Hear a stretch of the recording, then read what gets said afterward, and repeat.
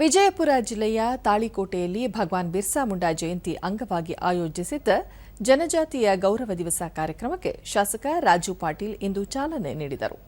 ಈ ಸಂದರ್ಭದಲ್ಲಿ ಸಮಾಜ ಕಲ್ಯಾಣ ಇಲಾಖೆಯ ಸಹಾಯಕ ನಿರ್ದೇಶಕರಾದ ಬಿಜಿ ಮಠ್, ತಾಲೂಕು ಪಂಚಾಯಿತಿ ಕಾರ್ಯನಿರ್ವಹಣಾಧಿಕಾರಿ ನಿಂಗಪ್ಪ ಮಸಳಿ ಸೇರಿದಂತೆ ಮತ್ತಿತರರು ಉಪಸ್ಥಿತರಿದ್ದರು.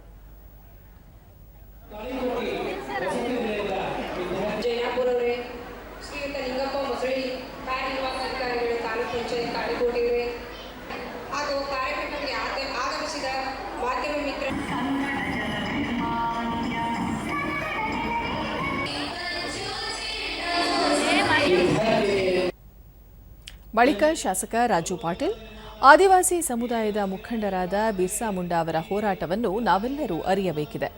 ಆದಿವಾಸಿ ಸಮುದಾಯದ ಅಭ್ಯುದಯಕ್ಕೆ ಕೇಂದ್ರ ಸರ್ಕಾರ ಹಲವು ಯೋಜನೆಗಳನ್ನು ರೂಪಿಸಿದೆ ಎಂದರು.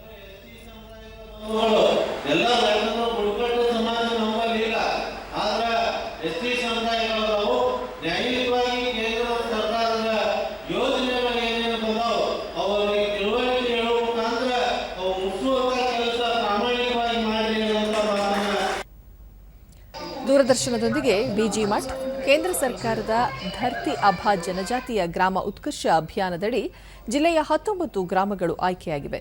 ಕೇಂದ್ರದ ಯೋಜನೆಗಳ ಕುರಿತು ಜನಜಾಗೃತಿ ಮೂಡಿಸುವ ಕೆಲಸವನ್ನು ಎಲ್ಲ ಇಲಾಖೆಗಳು ಒಟ್ಟಾಗಿ ಮಾಡುತ್ತಿವೆ ಎಂದು ತಿಳಿಸಿದರು.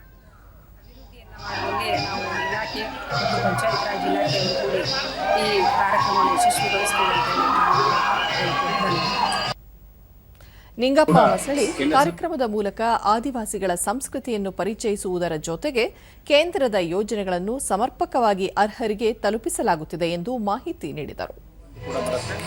ಹೀಗಾಗಿ ಕಾರ್ಯಕ್ರಮವನ್ನು ಅಚ್ಚುಕಟ್ಟಾಗಿ ಎಲ್ಲರೂ ಕೂಡ ಮಾಡಿದ್ದಾರೆ. ಈ ಕಾರ್ಯಕ್ರಮದಲ್ಲಿ ಎಲ್ಲ ಸ್ಕೀಮ್ಸ್ಗಳನ್ನು